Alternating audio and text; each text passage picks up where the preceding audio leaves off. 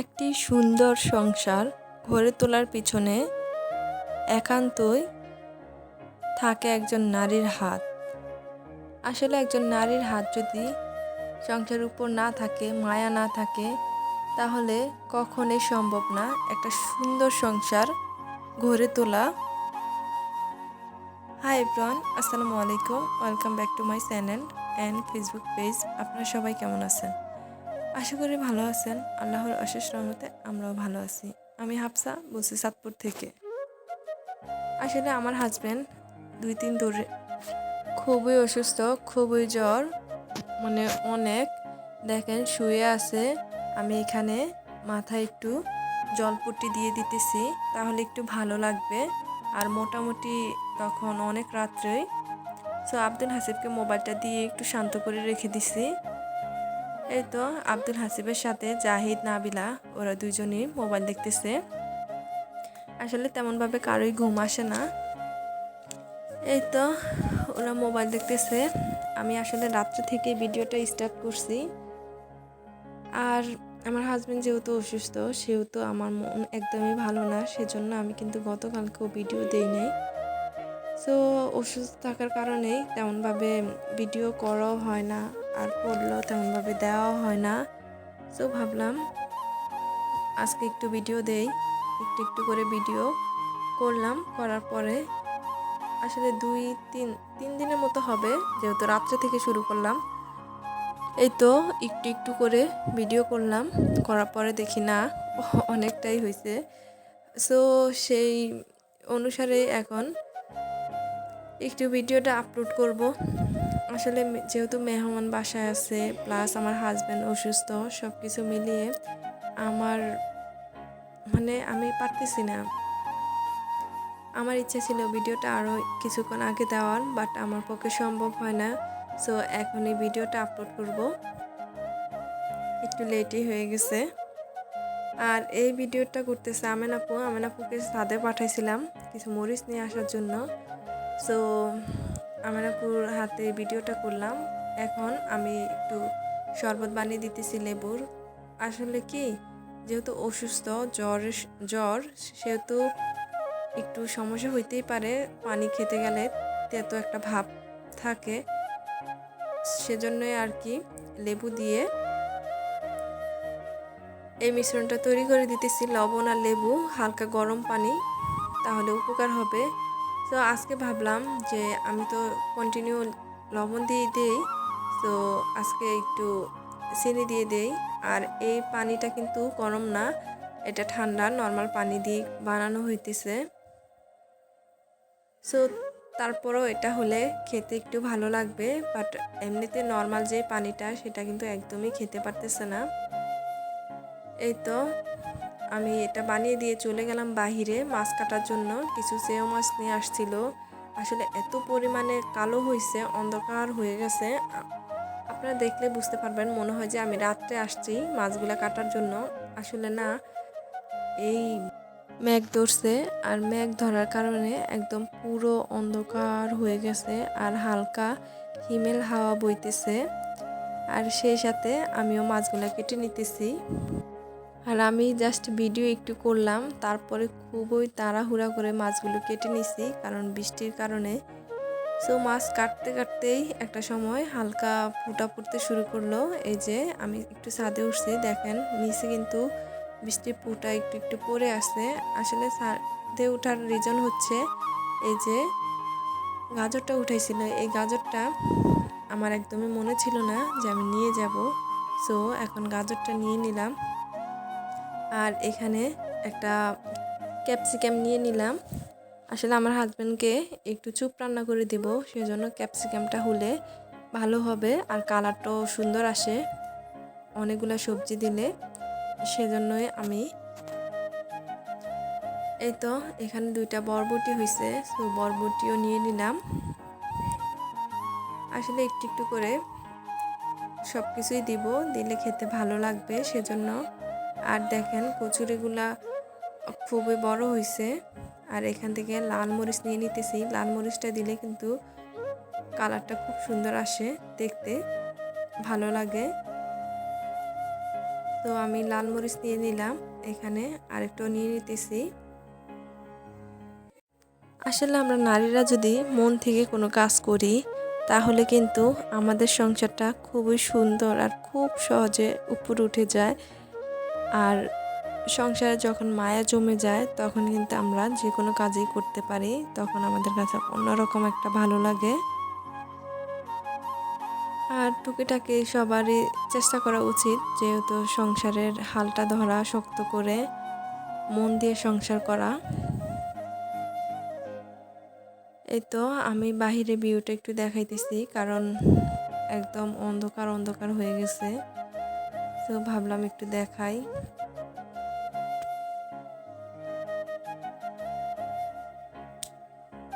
আর আমাদের কুমড়ো গাছটা খুবই মাশাআল্লাহ খুবই সুন্দর হয়ে উঠছে।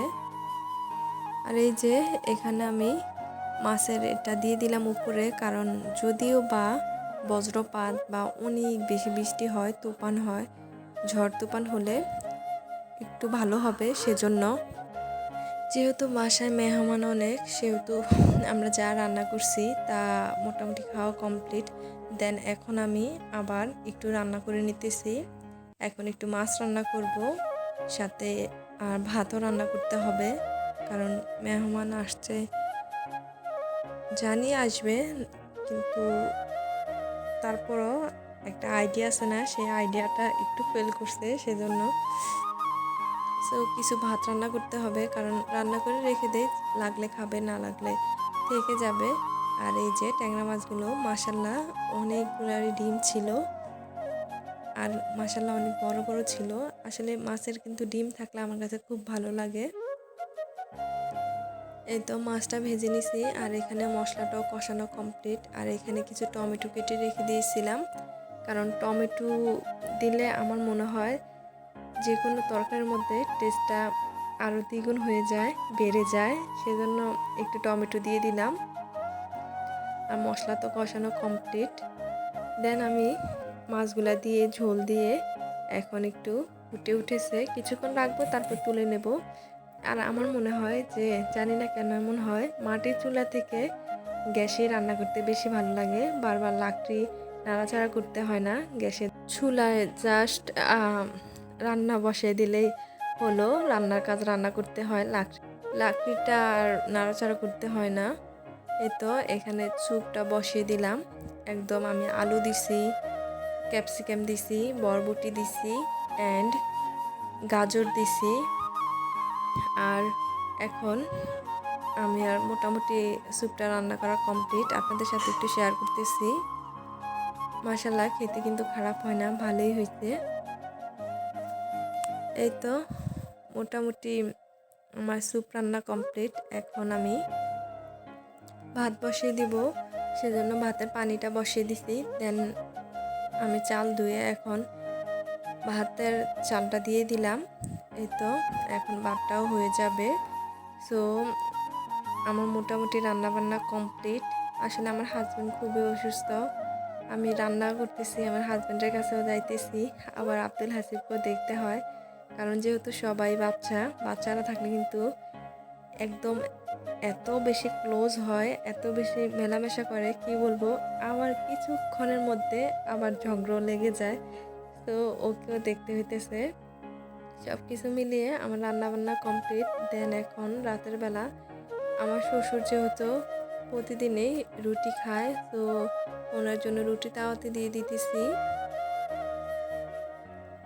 আর আগে হয়তো সিদ্ধ রুটি খাইতো, বাট এখন থেকে আর কেন জানি সিদ্ধ রুটি নাকি ওনার কাছে হয়তো ভালো লাগে না, সেজন্য মাসালা রুটিটা ফুলছে, বাট আমি উল্টাতে গেছি আর সাইডে পড়ে গেছে।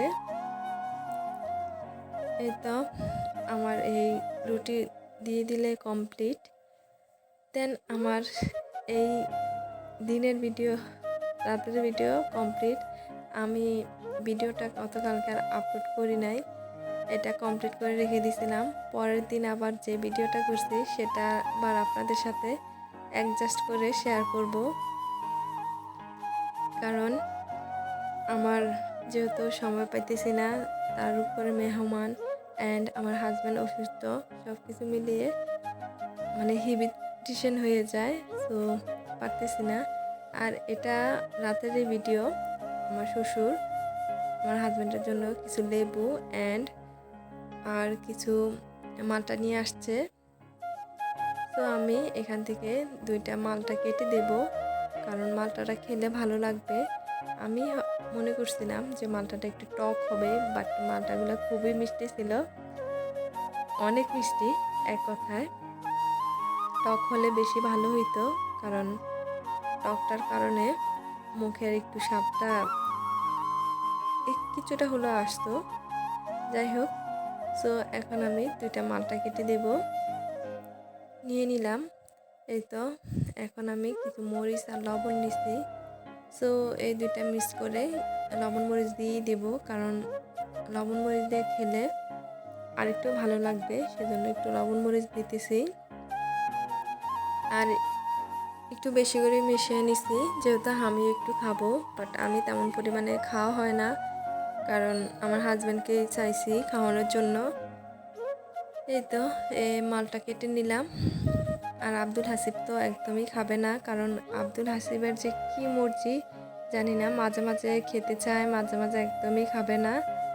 সো এই তো আমার হাজব্যান্ডকেই দিছি, ওই খাইছে। আর খারাপ লাগে না এমনিতে।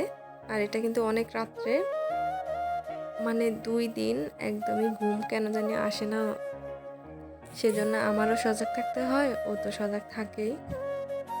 এই তো এটা হচ্ছে পরের দিন সকালের, আজকের সকালের ভিডিও।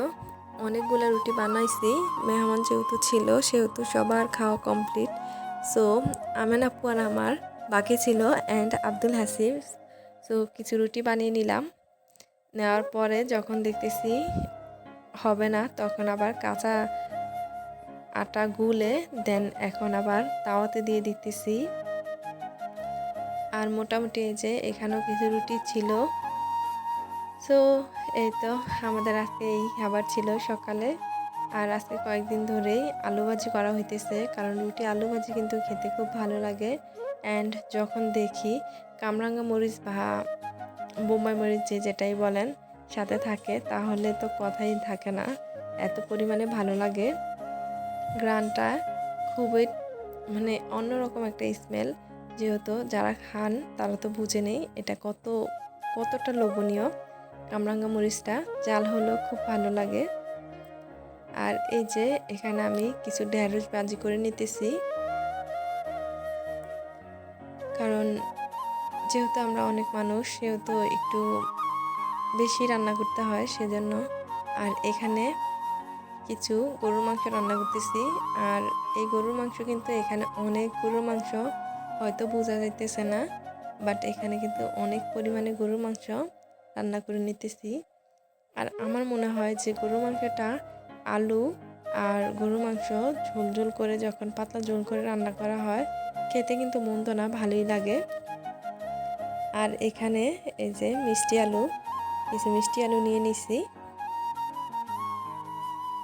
আর মিষ্টি আলু কিন্তু খেতে খারাপ লাগে না, ভালোই লাগে, আর পুষ্টিগুণও ভালোই থাকে। এই তো মোটামুটি আমার দুপুরের রান্নাটা কমপ্লিট আর কি। দেন এখন আমি ঘরটাকে একটু পুরো ঘরটাকে একটু ক্লিন করার চেষ্টা করতেছি, একটু মোছামুছি করতেছি, কারণ যেহেতু অতিরিক্ত বালু পড়ছে, আমিও তেমনভাবে কাজ করতে পারতেছি না। সেহেতু দেখেন বালু এক সাইড, দেখেন মোছা যে সাইডটা, ওই সাইডটা কত সুন্দর, আর বালুটা কি পরিমাণে পড়ছে, মানে অতিরিক্ত বালু, কি বলবো। আসলে আমি সম্পূর্ণই মুছে নিব, বাট প্রতিটা আপনাদের সাথে শেয়ার করব না। দেন আমি এখন চলে গেছি ঘর ঝাড়ু দেওয়ার জন্য, কারণ ঘর তো ঝাড়ু দিতেই হবে, তা না হলে কি বলবো, এত পরিমাণে বালু, আরও বৃষ্টি হচ্ছে না সেজন্য আরও বেশি বালু। অ্যান্ড মেহমান আছে, অনেক মেহমান, তো সব মিলিয়ে মানে অনেক পরিমাণে, কি বলবো, যাদের মেহমান থাকে তারা তো বুঝবেন। সব কিছু মিলে এখন ঘরটা আবারও ঝাড়ু দিয়ে নিতেছি। আর অনেক পরিমাণে ময়লা বের হয়েছে, শুধু বালু, অন্য তেমন কিছু না। আর মানুষের হাঁটা চলা থাকলে একটু বেশিই হয়। এই তো মোটামুটি আমার ঘর ঝাড়ু দেওয়া কমপ্লিট, পুরোটা তো দিবই, সেটা আর আপনাদের সাথে শেয়ার করলাম না। আর এখন আমি তরমুজ নিয়ে নিছি, আমার হাজব্যান্ডকে একটু তরমুজ দিব, কারণ যেহেতু শরীর ভালো না সেহেতু তরমুজ খেলে ভালো লাগবে, সেজন্য তরমুজ দিয়ে দিলাম। আর পানিরও নাকি খুবই পিপাসা আছে, বাট পানিটা তো খেতে পারে না, সেজন্য তরমুজের যে একটা পানি আছে সেটা উপকার হবে। দেন খাবার টাবার সব কমপ্লিট শেষে আমি এই মালটা কেটে দিলাম। সো আব্দুল হাসিবকে দিছি, আর আব্দুল হাসিবের বাবাও খাচ্ছে, বাট আব্দুল হাসিবে তেমনভাবে খেতে পারে না। ও আই মিন 3 পিসের মতো হবে নিচে, বাট পুরোপুরি খেতে পারে না। ও মাঝখান দিয়ে জাস্ট অল্প একটু খায় আর 2 সাইড দিয়ে থেকে যায়। আর ও তেমন বেশি মালটা খেতেও চায় না টকের কারণে, এই মালটাগুলো একটু মিষ্টি সেজন্য। এই যে দেখেন, এটা কিন্তু আব্দুল হাসিবে খেয়েছে, মনে হয় যে কি বলবো, 2 সাইড দিয়ে কিন্তু আছে আর মাঝখান দিয়ে জাস্ট অল্প একটু খাইছে। এই তো, এই যে খেয়ে রেখে দিছে, দেন আরেকটা নিয়ে নিল। এই তো আব্দুল হাসিবের খাওয়া দেখিয়ে দিলাম কি খায় ও।